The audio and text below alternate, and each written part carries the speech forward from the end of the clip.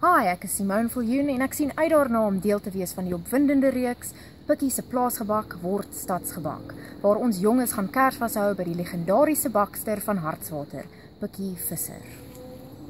Wat moet ek? Ja, sê. Hallo, ek is Pikkie Visser van Hartswater en ek bak 'n hond uit 'n bos uit in hierdie kombuis.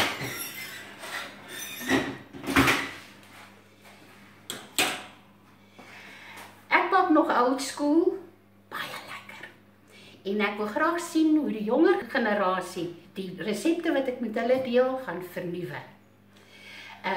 Ek gaan nou Millie se broer, ons gaan mieliebrood bak. Kom broer, ons gaan mieliebrood maak.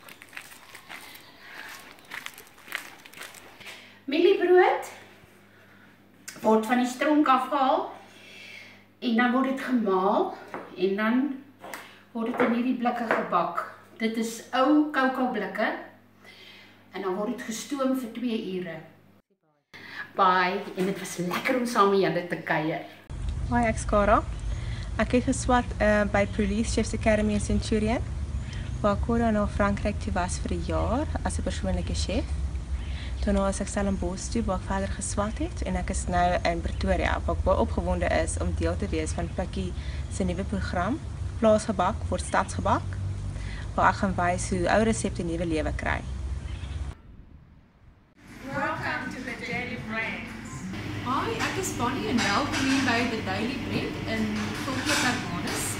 Hi, ek is Ellen Setoy en hier by die Daily Bread in Hermanus gaan ons Pikkie se gebak laat voortleef, wie weet.